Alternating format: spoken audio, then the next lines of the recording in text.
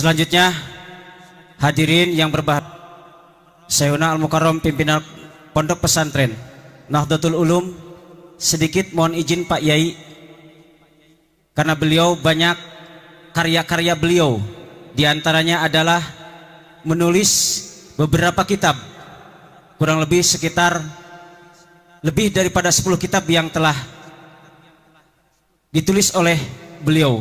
Salah satu diantaranya adalah menulis sarah kitab Alfiyah Ibnu Malik dengan nama kitab Al-Manahij As-Safiyah fi Syarhi Alfiyah lil Badi wal Asafi fi Al-Arabiyah. Ini adalah salah satu kitab, mungkin diantara sekian ulama yang ada di Nusantara ini baru beliau yang bisa membuat sebuah karya sarah kitab Alfiyah Ibnu Malik. Tidak hanya itu, beliau juga kreatif menulis beberapa buku yang kami, barangkali tidak salah Pak Yai, mohon maaf, salah satu buku sejarah tentang pendiri Tangerang, Raden Arya Wangsakara. Ini adalah buku jenis sejarah. Dan juga sebuah buku novel, yaitu judul buku Dari Banten Kusebut Namamu. Itulah karya-karya beliau. Ini adalah sebuah mutiara bagi kita semua, salah satu ulama muda di Nusantara ini. Untuk itu lebih jauh, marilah kita untuk memfokuskan kehusuan kita di dalam menerima apa yang akan beliau sampaikan kepada kita semua.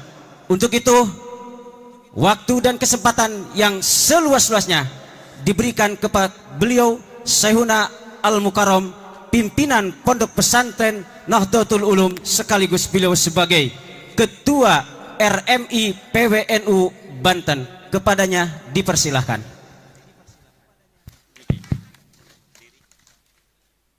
Punten, izin.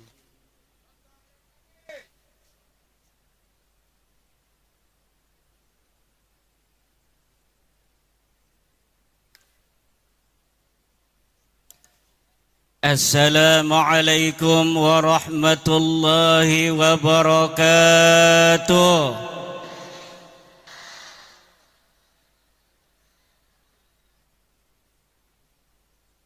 Assalamualaikum warahmatullahi wabarakatuh.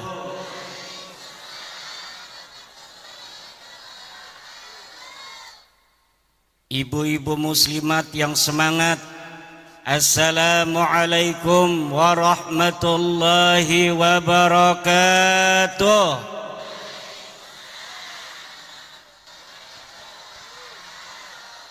Siapa kita? Siapa kita? NKRI. Alhamdulillah.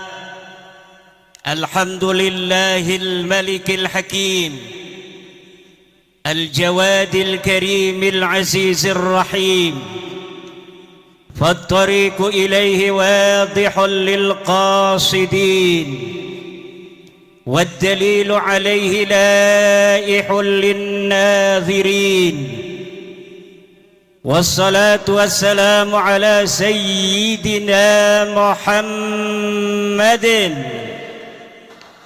وعلى آلهم يا حنان يا منان يا ديان يا سلطان يا ذا الجلال والإكرام.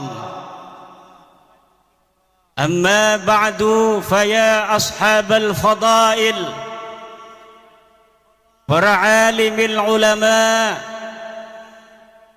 wabil khusus Rais Syuriah PCNU Kabupaten Garut, sahibil fadilah Kiai Haji Amin pimpinan Pondok Pesantren As-Sa'adah, Ketua Tanfidiyah PCNU Kabupaten Garut, Kiai Haji Encep Kiai Haji Aceng Abdurrahim, Ketua MUI Kabupaten Dandim dan jajarannya, para lembaga-lembaga dan Banom NU Kabupaten Garut, RMI PCNU Garut, LBM PCNU Garut, Lakspedam PCNU Garut, dan yang paling membanggakan Pagar Nusa PCNU Kabupaten Garut, yang pada hari ini ketuanya menjadi ketua panitia halal bihalal PCNU Garut, ketua muslimat PCNU Garut, ketua ansor PCNU Garut, ketua IPNU, dan seluruh ketua MWCNU se-Kabupaten Garut, serta seluruh ketua ranting se-Kabupaten Garut. Semoga Allah melimpahkan keberkahan kepada seluruh pengurus NU Kabupaten Garut. Dan tak lupa kepada seluruh warga Nahdliyin, warga Nahdliyat Kabupaten Garut, semoga senantiasa Allah Subhanahu wa ta'ala limpahkan rizki yang banyak, anak yang saleh dan salihah, istri yang salihah, suami yang nurut. Mau ibu-ibu punya suami nurut? Suami yang bertanggung jawab, amin. Suami yang jangan banyak laganya, udah satu cukup satu, amin kata muslimat, diem kata bapak-bapak. Dan para pelajar-pelajar NU Kabupaten Garut, jangan salah pilih suami nanti, amin. Pilih suami yang soleh. Suami yang soleh itu cirinya yang pakai sarung, sarungnya sarung putih, pakainya jas coklat, pakai sorban putih. Itu ciri-ciri calon suami yang soleh, amin ya robbal. Setuju bu? Pertama-tama marilah kita panjatkan rasa syukur puji kepada Allah Nu Maha Suci yang telah melimpahkan pada hari ini takdir kita untuk berjumpa, takdir kita untuk bersilaturahmi di samping makam seorang wali, Syekh Abdul Qahar Mbah Khatib, yang akan memberikan keberkahannya kepada kita dari Allah Subhanahu wa ta'ala. Yang dengan hadirnya kita hari ini, Allah insyaallah, amin ya rabbal alamin, akan mudahkan segala urusan kita. Yang sakit di hari ini, ya Allah, sembuhkanlah dengan barokah silaturahmi pada hari ini. Yang punya hutang, ya Allah, lunaskan hutangnya ya Allah. Yang punya masalah dengan istrinya, hampir mau bercerai, langgengkan jodohnya ya Allah. Anaknya yang nakal, anaknya yang gak mau ngaji, dengan barokah silaturahmi ini ya Allah, jadikan anaknya anak yang saleh dan salehah, anak yang mau ngaji, anak yang mau belajar agama Allah, amin ya rabbal. Salawat beserta salam mari kita sanjungkan kepada baginda alam, habibi wa qurratu aini, Muhammad ibn Abdullah, man huwa syamsun, man huwa badrun, man huwa nurun fawqa nurin, man huwa iksiru wa ghali, man huwa misbahus suduri, jaddal hasani wal husaini, sayyidina wa maulana Muhammad, sayyidina wa maulana Muhammad, sayyidina wa maulana Muhammad. Hadirin warga NU Kabupaten Garut, Nahdlatul Ulama hari ini telah memasuki abad yang kedua. PBNU mencanangkan tema untuk abad yang kedua ini, merawat jagat, membangun peradaban. Merawat jagat, membangun peradaban. Mari kita sama-sama ulangi. Merawat jagat, merawat jagat. Sejak NU didirikan 1926, NU bergerak membimbing umat. Kiai-kiai pesantren diorganisir untuk bersama-sama mengawal umat Islam agar menuju apa yang diridhai oleh Allah dan Rasulnya. Kiai-kiai NU mengawal umat bergerak melawan paham Wahabi ketika itu yang menuduh kiai-kiai pesantren terkena penyakit TBC, takhayul, bid'ah, dan khurafat. Kiai-kiai kita juga sejak berdirinya mengawal bangsa Indonesia untuk mencapai kemerdekaan Indonesia. Setelah merdeka 1945, Rais Akbar Nahdlatul Ulama Hadratus Syekh Hasyim Asy'ari membuat fatwa resolusi jihad, kewajiban untuk setiap umat Islam untuk mempertahankan negara kesatuan Republik Indonesia yang baru saja dimerdekakan. Dari mulai resolusi jihad tanggal 22 Oktober, umat Islam di seluruh Indonesia bertekad karena sudah adanya fatwa ulama bahwa kita wajib mempertahankan negara kesatuan Republik Indonesia ini.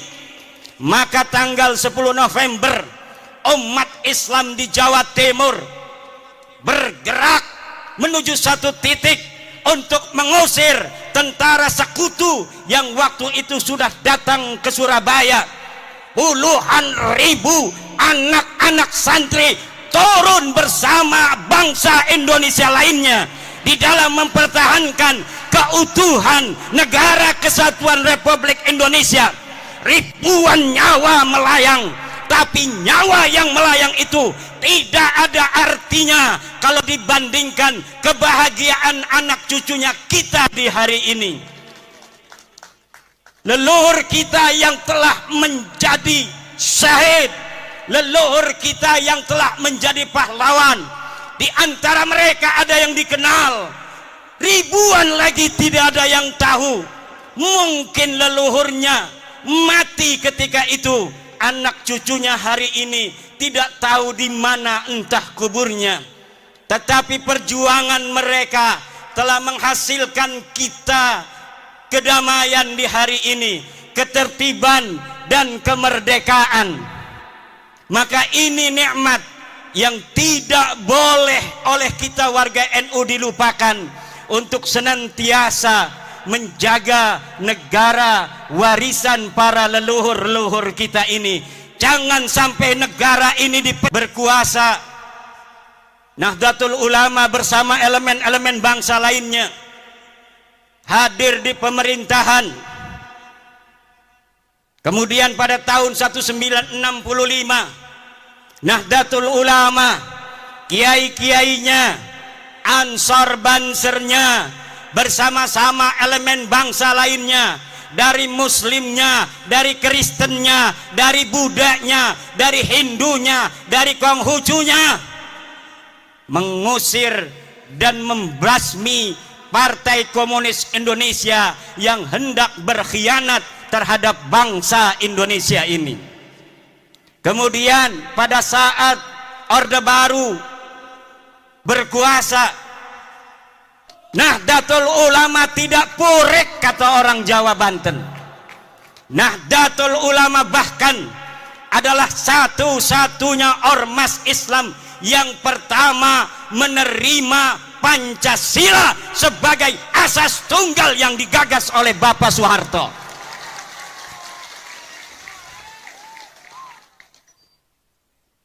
Kalau ormas lain mungkin sudah turun ke jalan, ormas terbesar oleh pemerintah Soeharto ditinggalkan, keberadaan yang besar dinafikan, tetapi ulama-ulama kita tidak pernah mempunyai catatan pondong pada pemerintah.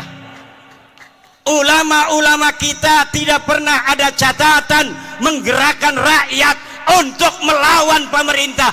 Tidak ada. Kesetiaan Nahdlatul Ulama terhadap negara kesatuan Republik ini bersifat final, mutlakon, bila qayyidin, baik qayyidin lazimin maupun qayyidin ghairi lazimin, mutlakon, bahwa negara kesatuan Republik Indonesia ini adalah bagi Nahdlatul Ulama bersifat final. Setelah reformasi hadir seorang putra Nahdlatul Ulama, Sayyidi Syekh Abdurrahman Wahid, Gus Dur, Allah takdirkan memimpin negara kesatuan Republik Indonesia. Pada zaman SBY, kemudian gerakan-gerakan radikal muncul di Indonesia. NU bersama warga bangsa lainnya berjuang bagaimana gerakan-gerakan radikal ini bisa diberantas dari Indonesia. Abuya Dimyati berputra Abuya Muhtadi. Abuya Muhtadi berfatwa bahwa gerakan-gerakan radikal semacam HTI, FPI harus dihilangkan dari Indonesia. Sebelum negara Indonesia ngeh terhadap HTI dan sebagainya, Abuya Muhtadi Dimyati sudah berfatwa terlebih dahulu beberapa tahun yang silam bahwa HTI harus dibubarkan dari Indonesia.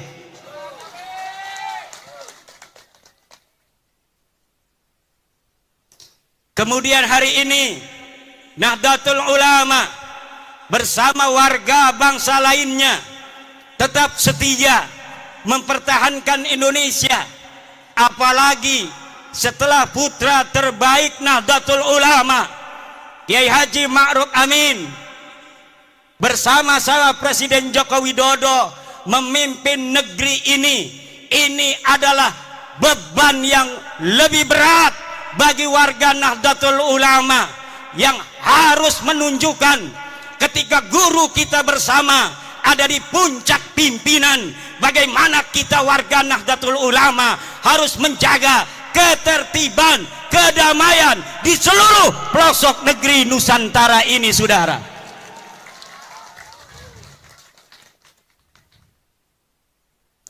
Indonesia ini negeri yang baldatun thayyibatun wa rabbun ghafur. Islam datang dibawa oleh Wali Songo. Islam datang dibawa oleh Wali Songo. Islam datang dibawa oleh Wali Songo. Islam datang dibawa oleh Islam datang dibawa oleh Islam datang dibawa oleh Islam datang, catat, dibawa oleh Wali Songo. Yang sekarang Nahdlatul Ulama mengkristalkan ajaran Islam Wali Songo dengan tawaran konsep Islam Nusantara. Kita Islam, tapi kita Nusantara. Kita Islam, tapi kita adalah Indonesia. Kita Islam dengan kesadaran bahwa ada saudara-saudara kita sebangsa yang berbeda, berbeda agama, berbeda suku, berbeda adat istiadat, berbeda budaya, berbeda bahasa. Ini harus lahir di dalam kesadaran kita, sehingga kita sebagai umat Islam bijaksana sebagai mayoritas di dalam mencetuskan setiap gagasan-gagasan kenek Indonesia Raya. Kita bineka tunggal ika, berbeda-beda tapi satu. Kita ada berbeda dari sisi budaya, tapi walaupun kita berbeda-beda, kita tetap satu jua, yaitu Indo.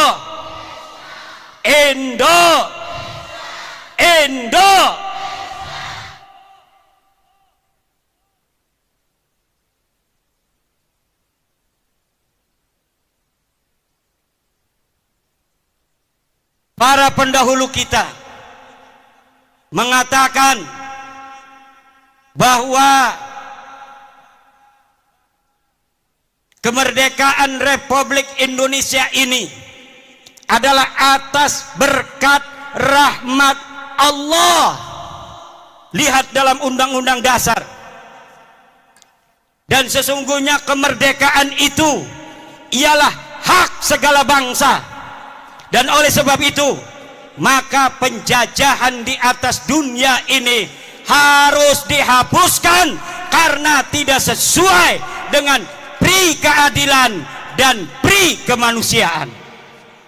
Indonesia harus bersatu, dan pertama harus merdeka, karena di dalam undang-undang yang disebutkan bukan bersatu terlebih dahulu.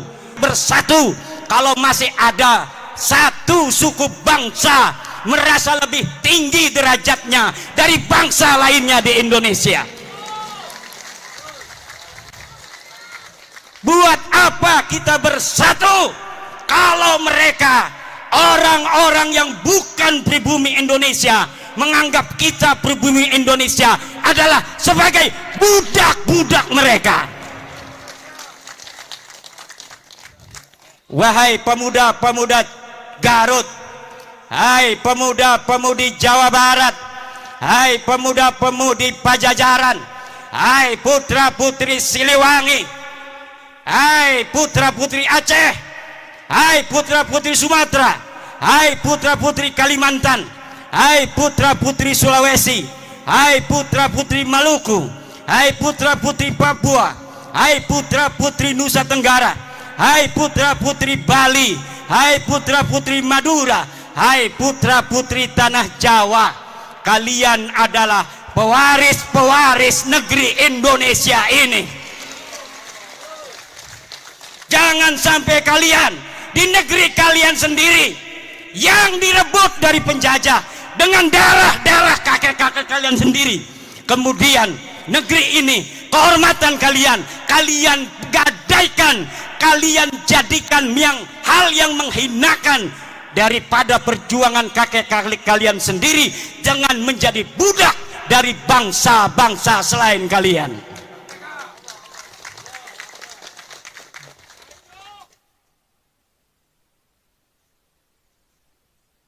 Tidak boleh dalam negara yang disebut Negara Kesatuan Republik Indonesia ini orang Jawa Barat merasa lebih baik daripada orang Jawa Timur. Tidak boleh.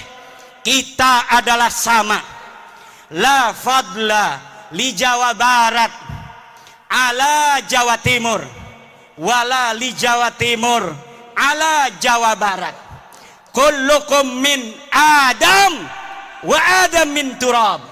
Semua kalian adalah ada darahnya turunan Nabi, yaitu Nabi Adam, dan Adam berasal daripada tanah. Maka kalian dengan yang lainnya adalah sederajat. Yang membedakan kalian dengan yang lainnya hanyalah ilmu pengetahuan kalian. Yang membuat kalian mulia adalah takwa kalian, bukan nasab dan darah kalian.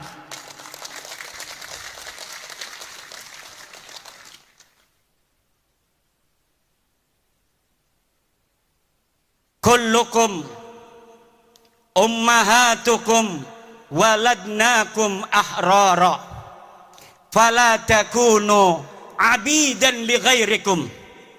Ibu-ibu kalian melahirkan kalian dalam keadaan merdeka, maka jangan sampai kalian menjadi budak-budak dari selain kalian. Di hadapan Allah kita adalah sama. Tidak boleh di dalam negara kesatuan Republik Indonesia, tidak ada di dalam ajaran Islam ta'lihul inas wa ta'nisul ilah. Tidak ada menuhankan manusia dan memanusiakan Tuhan. Yang ada adalah kita wajib untuk tunduk dan patuh hanya kepada Allah Subhanahu wa ta'ala. Kita diperintahkan oleh Allah hanya taat kepada Allah dan taat kepada orang-orang yang diperintahkan oleh Allah untuk kita taati. Siapa dia? Atiullaha wa atiur rasula wa ulil amri. Taatilah Allah, taatilah Rasulullah, dan taatilah orang yang mengurus kalian. Walaupun dia bukan keturunan daripada Raden, kalau dia jadi RT wajib dia ditaati karena dia adalah ulil amri.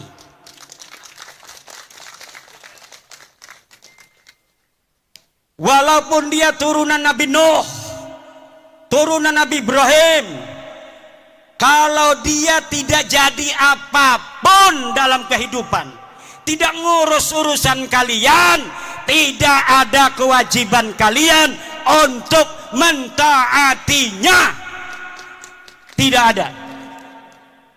Tapi walaupun abdun habasiyun, hamba yang hitam legam, kalau dia memegang urusanmu, dia menjadi ketua RT, ketua RW, dia menjadi lurah, dia menjadi camat, dia menjadi bupati, dia menjadi gubernur, dia menjadi presiden, dia menjadi ketua organisasi, maka dalam lingkup urusan-urusan yang menjadi tanggung jawabnya, kita sebagai rakyatnya, kita sebagai anggotanya wajib untuk mentaati mereka. Tidak ada di dalam ajaran Islam orang harus dimuliakan hanya berdasarkan darah dan nasabnya. Tidak ada. Ada orang-orang yang memperkosa saudara, memperkosa hadis-hadis Rasulullah tentang ahli bait. Kemudian hadis-hadis tentang ahli bait itu dibawa maknanya untuk diri mereka. Kemudian dengan itu mereka doktrin umat, mereka doktrin jamaah untuk buta hati mereka, hanya melihat cinta dari mereka, tidak melihat cinta dan ajaran selain mereka, sehingga cinta dan ajaran selain mereka dimunafikan. Ini adalah penjajahan pikiran, penjajahan rohani yang harus. Saya permisi minum dulu.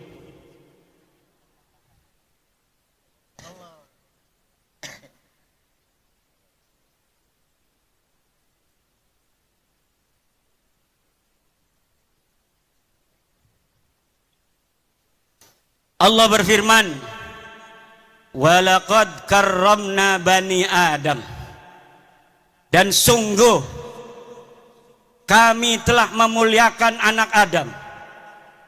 Allah lah yang telah memuliakan kalian, wahai orang Garut, wahai orang Limbangan.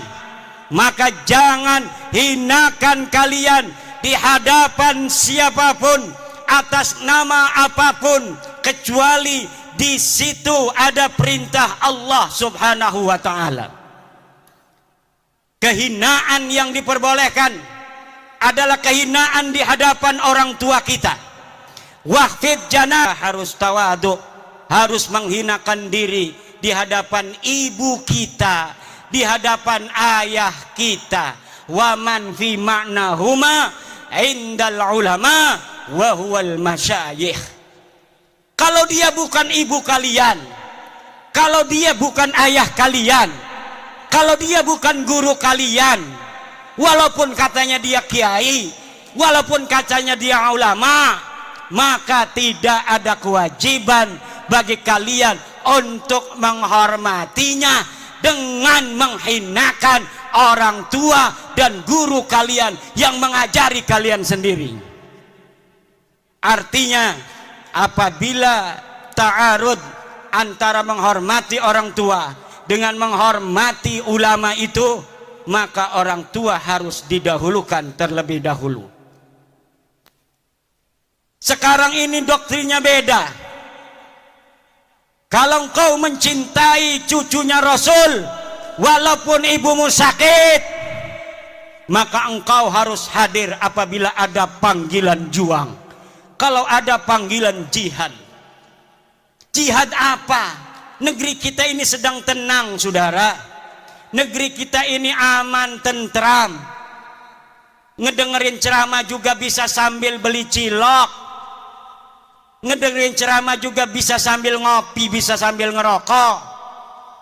Banser begana begini juga nggak ada apa-apa sebenarnya mah. Pura-pura sibuk. Aman tentram, betul nggak? Cuma Banser ingin menunjukkan penghormatan pada kiai-kiai saja. Sebenarnya nggak ada apa-apa. Negeri kita ini aminatan mutmainnah, aman dan tentram.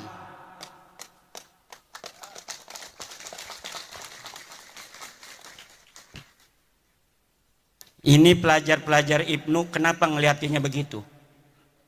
Apalagi mikir ini punya istri belum ya?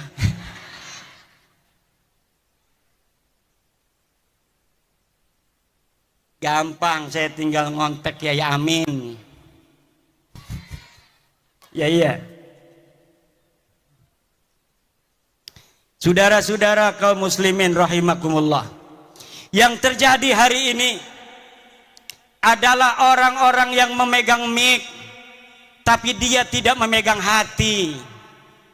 Dia asal bicara, walau kadangkala menyakiti ratusan juta bangsa Indonesia.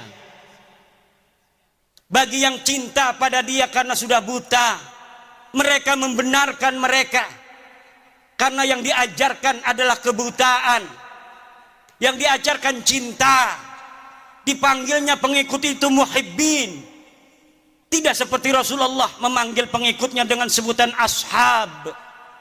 Imam Syafi'i memanggil murid-muridnya ashab. Para kiai memanggil pengikutnya santri. Tidak ada yang memanggil muhibbin. Para pecinta itu tidak ada, saudara. Muhibbin itu buta, karena sehingga yang menjadi pengikut mereka amat disebut ashab. Maka ketika Nabi Muhammad tiada, murid-muridnya para sahabat ini kemudian menjadi orang-orang tinggi derajatnya, bahkan bisa mengalahkan Rasulullah, dapat menguasai tanah yang lebih luas, sehingga mereka tanah yang dikuasai itu menyebut la ilaha illallah.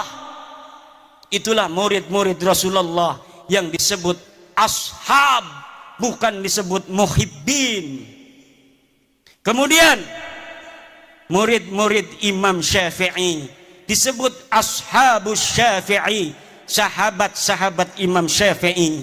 Maka mereka kemudian menjadi ulama-ulama besar sepeninggal Imam Syafi'i. Cucu-cucu muridnya juga menjadi ulama-ulama besar. Kemudian cucu-cucu muridnya menjadi ulama-ulama besar. Mereka yang disebut sebagai ashab adalah mereka yang dididik untuk lebih mulia dan lebih pintar dari gurunya. Sementara mereka yang disebut muhibbin hanya dijadikan anak buah yang untuk mengorbankan diri bagi yang dicintainya.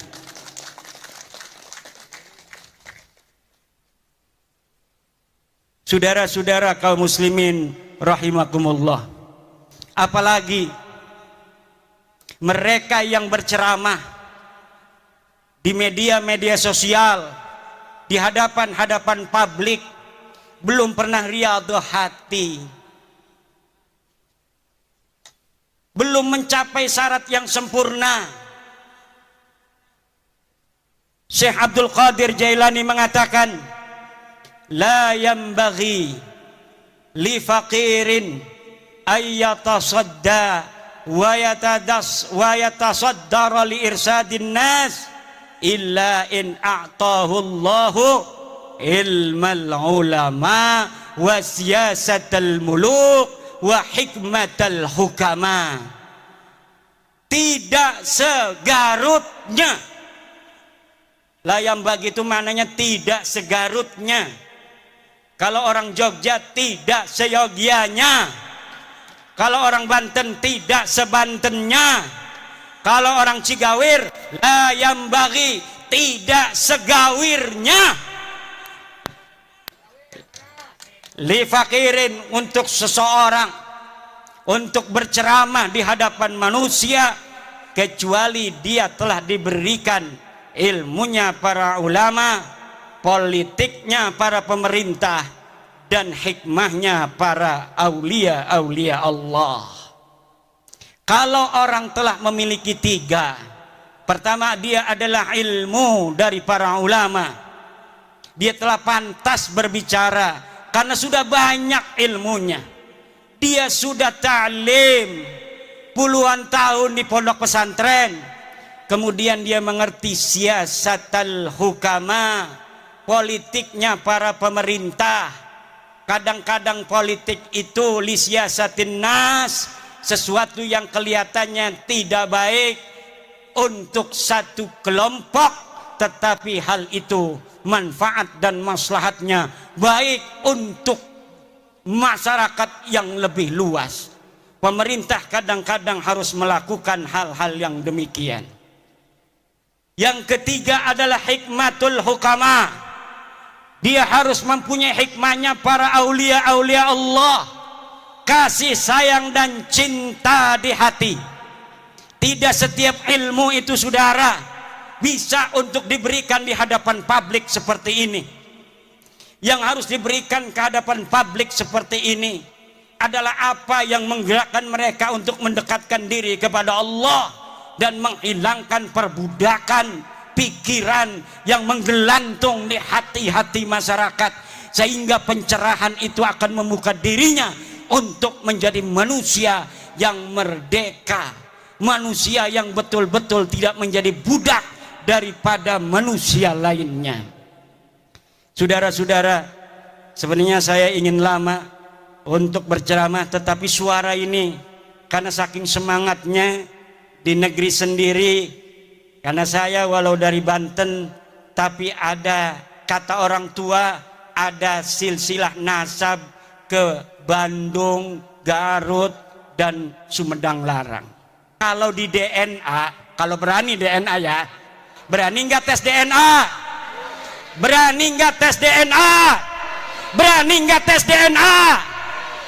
Kalau kita dites DNA, maka orang Banten dan orang Jawa Barat, di dalam darahnya, di dalam tubuhnya ada darah Prabu Siliwangi yang mengalir, saudara-saudara.